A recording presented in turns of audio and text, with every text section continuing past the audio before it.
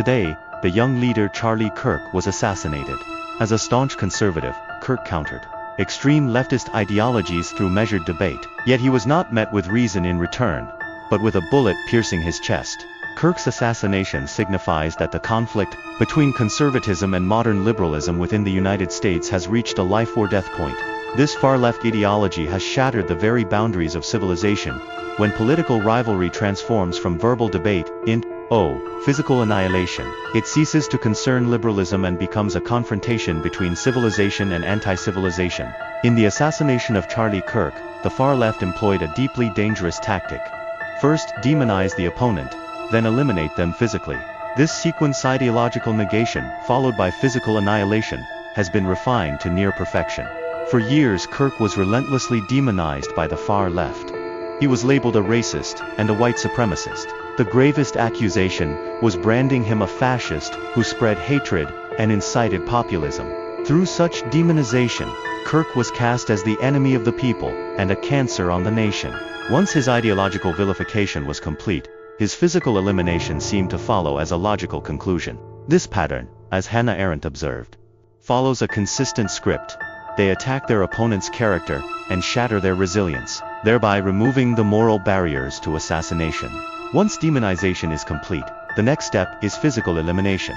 The ultimate irony is that Kirk, branded a fascist, steadfastly defended freedom through non-violent debate. As the most influential young conservative leader, he brought political debate into university campuses. He engaged the left in public discussions on affirmative action, the woke movement, and political correctness. Yet his moderation and reason were met with a bullet whistling through the air, a profound irony for modern liberalism.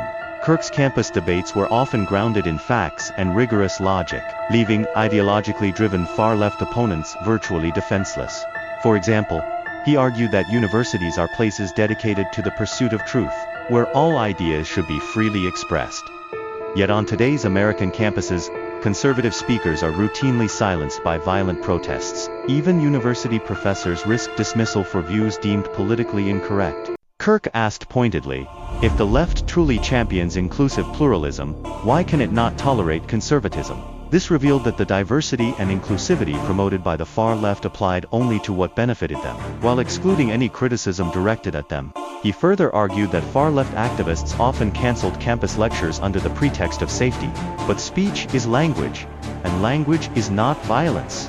Nevertheless, conservative rational discourse was constantly threatened by violent protest. According to Kirk, labeling debate and speech as violence was nothing more than a pretext for suppressing expression with actual violence.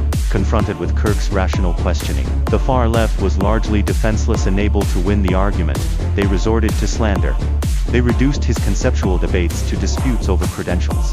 For instance, they claimed that because Kirk never attended university, he lacked the qualifications to seek higher education.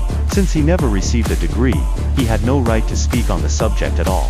This tactic of abandoning logic in favor of relentless personal attacks on critics' credentials and intellect is utterly despicable. Charlie Kirk's death signifies the destruction of the Anglo-American tradition of political compromise. Within this tradition, compromise and negotiation are foundational principles. Societies achieve moderate progress, through dialogue, forming the ideological core that has sustained Anglo-American stability for generations. Yet Kirk's demise represents the collapse of this traditional ethos.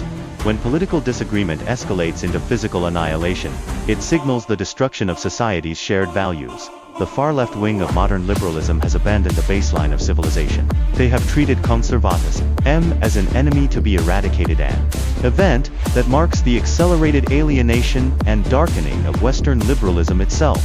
Charlie Kirk was a steadfast warrior for classical liberalism and a devoted advocate of conservatism. He defended freedom with the spirit of reason and sought to bridge differences with moderation. He embodied the noble tradition of classical liberalism, not destroying dissent with weapons, but illuminating the darkness with the light of reason. Kirk's death may stand as the watershed moment in modern liberalism's descent into darkness, when they raise the banner of diversity to destroy diversity, invoke freedom to dismantle liberty, silence debate with bullets, and eliminate dissent through physical violence. It shows they no longer have anything to do with liberalism. What remains is only the dark, alienated shadow of what once was.